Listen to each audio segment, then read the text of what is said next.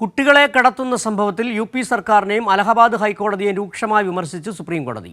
കുട്ടികളെ കാണാതാകുന്ന കേസുകൾ യു.പി. സർക്കാർ ഗൗരവമായി കാണുന്നില്ലെന്ന് സുപ്രീം കോടതി. സർക്കാരിന്റെ നടപടികളിൽ പൂർണ്ണമായും നിരാശരാണെന്നും സുപ്രീം കോടതി. യു.പിയിൽ ആൺകുഞ്ഞിനെ മോഷ്ടിച്ച് ദത്ത് നൽകിയ കേസിലായിരുന്നു രൂക്ഷ വിമർശനം. വിവരങ്ങളുമായി സി ജോസഫ് ദില്ലിയിൽ നിന്ന് ചേരുന്നു.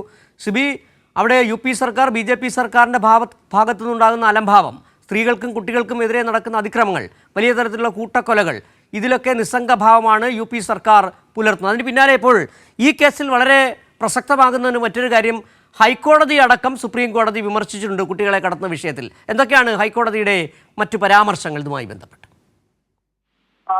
ഉത്തർപ്രദേശിൽ തട്ടിക്കൊണ്ടുപോയ ആൺകുഞ്ഞിനെ ദമ്പതികൾക്ക് 4 ലക്ഷം രൂപയ്ക്ക് വിൽക്കുകയും അത് തട്ടിക്കൊണ്ടുവന്ന കുട്ടിയാണെന്ന് അറിഞ്ഞുകൊണ്ട് ആ ദമ്പതികൾ വായിക്കുന്ന ഒരു സംഭവത്തിലാണ് ആ പ്രതികളുടെ മുൻകൂർ ജാമ്യാപേക്ഷ സുപ്രീംകോടതി പരിഗണിക്കുമ്പോഴായിരുന്നു രൂക്ഷ വിമർശനം ഉണ്ടായത്. അതായത് ഈ കേസിലെ അന്വേഷണത്തിൽ പൂർണ്ണമായും അതൃപ്തി രേഖപ്പെടുത്തിയ ജസ്റ്റിസുമാരായ ജെ.ബി. പർദിവാല, ആർ മഹാദേവൻ എന്നിവരുടെ ബെഞ്ച് യു.പി. സർക്കാർ ഗൗരവത്തോടെ എന്ന ഈ വിഷയം കൈകാര്യം ചെയ്തതെന്ന് വിമർശിച്ചു.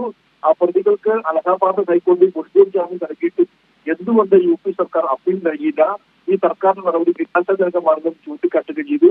കൂടാതെ കേസിലെ പ്രതികൾക്ക് മുൻകൂർ ജാമ്യം നൽകിയ അലഹാബാദ് ഹൈക്കോടതി നടപടിയെ സുപ്രീംകോടതി രൂക്ഷമായി വിമർശിക്കുകയും ചെയ്തു.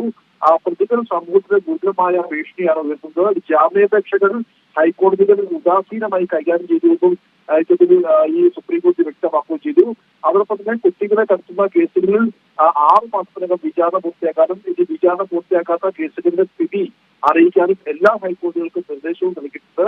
കൂടാതെ കുട്ടികളെ കടത്തുന്ന കേസിൽ ശരി, സി ജോസഫാണ് ദില്ലിയിൽ നിന്നുള്ള വിവരങ്ങൾ നൽകിയത്. കുട്ടികളെ കടത്തുന്ന വിഷയത്തിൽ യു.പി. സർക്കാരിനും അലഹബാദ് ഹൈക്കോടതിക്കും സുപ്രീം കോടതിയുടെ രൂക്ഷ വിമർശനം.